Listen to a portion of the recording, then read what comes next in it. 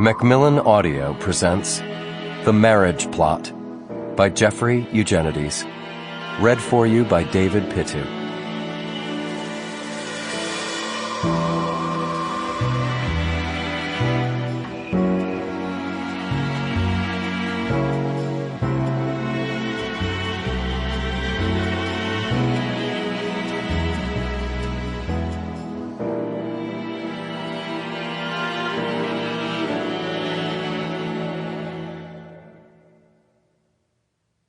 A Madman in Love.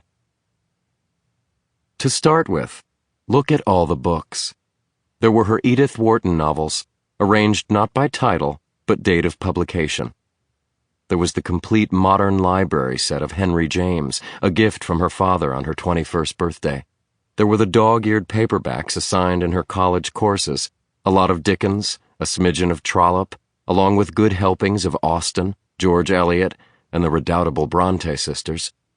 There were a whole lot of black and white New Directions paperbacks, mostly poetry by people like H.D. or Denise Levertov. There were the Colette novels she read on the sly.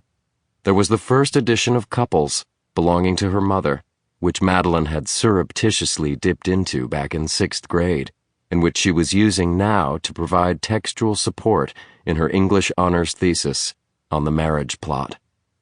There was, in short, this mid-size but still portable library representing pretty much everything Madeleine had read in college, a collection of texts seemingly chosen at random, whose focus slowly narrowed, like a personality test, a sophisticated one you couldn't trick by anticipating the implications of its questions, and finally got so lost in that your only recourse was to answer the simple truth. And then you waited for the result, hoping for artistic or passionate, thinking you could live with sensitive, secretly fearing narcissistic and domestic, but finally being presented with an outcome that cut both ways and made you feel different depending on the day, the hour, or the guy you happened to be dating. Incurably romantic.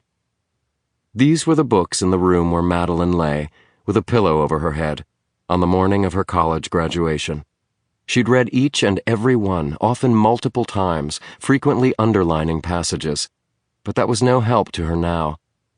Madeleine was trying to ignore the room and everything in it. She was hoping to drift back down into the oblivion where she'd been safely couched for the last 3 hours. Any higher level of wakefulness would force her to come to grips with certain disagreeable facts.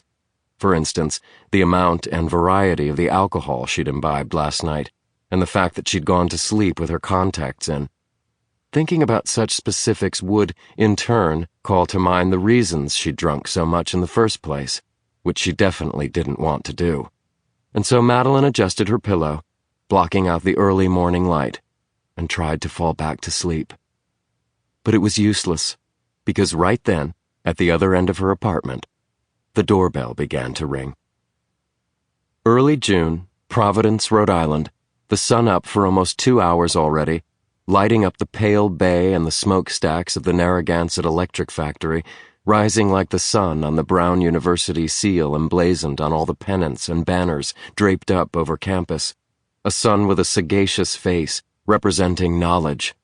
But this sun, the one over Providence, was doing the metaphorical sun one better, because the founders of the university, in their Baptist pessimism, had chosen to depict the light of knowledge enshrouded by clouds, indicating that ignorance had not yet been dispelled from the human realm, whereas the actual sun was just now fighting its way through cloud cover, sending down splintered beams of light and giving hope to the squadrons of parents who'd been soaked and frozen all weekend, that the unseasonable weather might not ruin the day's festivities.